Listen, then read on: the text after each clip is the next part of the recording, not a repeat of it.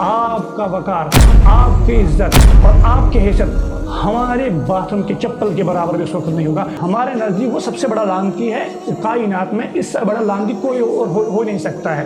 جو اس میں شک کرے گا یقین ہے کہ وہ شخص ذلت کے موت انشاءاللہ اسی دنیا میں مرے گا۔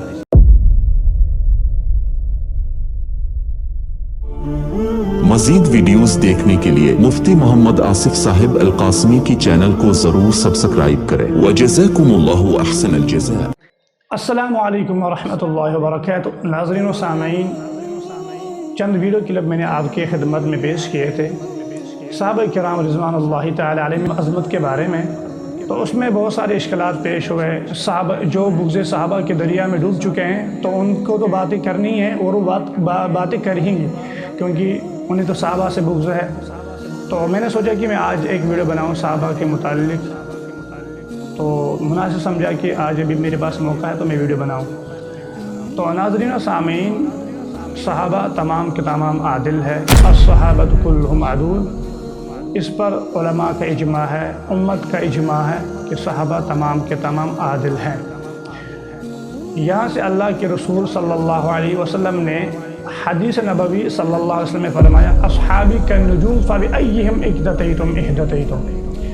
اس حدیث پر میں روشنی ڈالنا چاہوں گا، وہ یہ ہے کہ اس حدیث کو تمام کتب احادیث نے، کتب صحیحہ نے اس کو صحیح کرا دے کہ صحیح حدیث ہے۔ بخاری ہے، مسلم ہے، جتنے بھی کتابیں ہیں میں مطالعہ کر رہا تھا، تمام کے اندر ایک حدیث صحیح ہے۔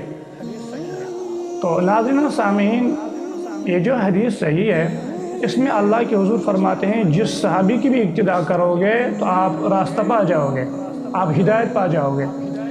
اب یہ ہے کہ یہاں سے قرآن پاک میں آیا ہے رضی اللہ عنہم ورضوا عنہ۔ آپ کو میں ایک عربی قاعدہ آپ کے سامنے پیش کروں گا تاکہ آپ کو معلوم ہو جائے۔ آپ کو الحمدللہ آپ جانتے ہوں گے، میں اپنی بات آپ کی خدمت میں رکھنا چاہوں گا۔ وہ یہ ہے کہ جمع کا اطلاق 3 پر ہوتا ہے، جیسے کہ ایک واحد ہوا، 2 تثنیہ ہوئے اور 3 جمع ہوئے۔ ہم کہتے ہیں کم سے کم جمع کا اطلاق 3 پر ہے، اور اس سے زیادہ ہزاروں کروڑوں جتنے بھی ان کا اطلاق جمع پر ہوتا ہے، ٹھیک ہے، کم سے کم 3 پر۔ جب قرآن پاک نے رضی اللہ عنہم ورضوا عنہ، یعنی کہ اس جمع کے اندر تمام صحابہ آتے ہیں، جیسے کہ میں کہوں گا یا ایھا الطلاب الا زید، میں کہوں گا کہ اے طالب علم مگر زید، یعنی کہ میں نے زید کو الگ نکالا تو اس وقت یہ سمجھا جائے گا کہ اس جماعت کے اندر، اس مجمع کے اندر، اس جمع کے اندر میں نے زید کو الگ نکالا۔ مگر یہاں تو قرآن پاک میں رضی اللہ عنہم ورضوا عنہ، لہذا یہ جمع ہے نا، اس جمع کے اندر کہیں ایسا ثابت نہیں ہے، یا کسی محدث نے، کسی مفسر نے، جتنی بھی عربی تفاسیر ہیں تو جب ان میں اندر کہیں یہ نہیں ہے کہ اللہ لفظ اللہ لگا ہو، استثناء کی ہوگی صحابے کی، جیسے کہ میں نے کہا یا ایھا الطلاب، ہاں، یا ایھا الطلاب، یا ایھا الناس الا زید، یا ایھا الطلاب الا زید، یعنی کہ ہم نے یہاں زید کو الگ کر دیا کہ زید نہیں، باقی جو جماعت وہ ہے۔ یہاں قرآن پاک نے کہا رضی اللہ عنہم ورضوا عنہ، اللہ تو کہیں نہیں ہے۔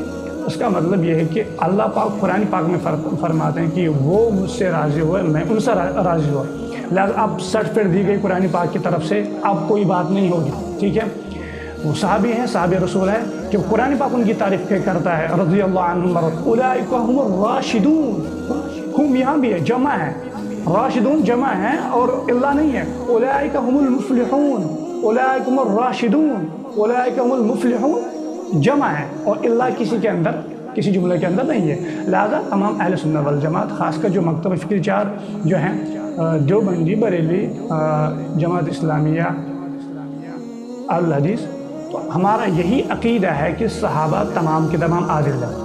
اب ان چاروں مکتب فکر میں، چاہے دیوبندی ہو، بریلوی ہو، الحدیث ہو، جماعت اسلامیہ، کوئی بھی کسی صحابی پر بدتمیزی اور بد اخلاقی کرتا ہے، ان پر کیا کہتے ہیں، سب و شتم کرتا ہے، ہمارے نزدیک وہ سب سے بڑا لعنتی ہے کائنات میں، اس سے بڑا لعنتی کوئی اور ہو نہیں سکتا ہے۔ لہذا ہم صحابہ کو عادل جماعت مانتے ہیں، ہمارا عقیدہ ہے، ہمارا ایمان ہے۔ ہم صحابہ کو متقی پرہیزگار مانتے ہیں قرآن کے روح سے، تو ہمارے اس میں کوئی شک ہی نہیں ہے۔ اور جو اس میں شک کرے گا یقین ہے کہ وہ شخص ذلت کے موت انشاءاللہ اسی دنیا میں مرے گا۔ لہذا صحابہ کا ڈنکا بجائے، صحابہ کا ڈھول بجائے اور گھر گھر بجائے، گلی گلی بجائے، ہم صحابہ کا نعرہ انشاءاللہ بلند کرتے رہیں گے اور کہیں گے جو صحابہ کا غلام وہ ہمارا امام، صحابہ کا جو غلام ہے ہمارا امام ہے۔ جو صحابہ کا غلام ہو، جس صحابی کا بھی ہوگا، ہم اس کا جوتا اپنے سر پہ اٹھا لیں گے، ہم اس کا جوتا اپنے آنکھوں سے صاف کریں گے، ہم اس کا جوتا اپنے آنکھوں پہ رکھیں گے، ہم یہ کہیں گے یہ صحابی کا غلام ہے، یہ صحابی کا، کیونکہ میرے نبی نے فرمایا اصحابی کالنجوم فبأیہم اقتدیت، میرے صحابہ ستاروں جس ایک کی بھی اقتدا کرو، آپ جس ایک کی بھی غلامی کرو گے وہ ہمارا امام ہوگا، ہم اس کی اقتدا کریں گے، ہم اس کو ریسپیکٹ دیں گے، ہم اس کو اپنے آنکھوں پر بٹھائیں گے۔ مگر جس ایک صحابی کی بھی آپ بد اخلاقی کرو گے، بدتمیزی کرو گے، ان کے نام پہ سب و شتم کرو گے، آپ کا وقار، آپ کی عزت اور آپ کی حیثیت ہمارے باتھ روم کے چپل کے برابر بھی اس وقت نہیں ہوگا۔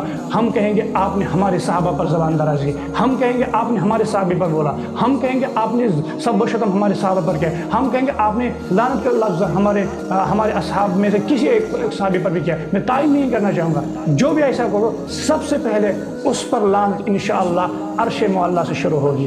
لہٰذا میرے ساتھیوں، میرے حضرات، میرے بھائیوں، ہم صحابہ کا ڈنکا بجاتے رہیں گے اور صحابہ کی تعریفیں، صحابہ کے نعتیں گنگناتے رہیں گے اور کہیں گے کہ صحابہ واہ واہ صحابہ، واہ واہ صحابہ، واہ واہ صحابہ۔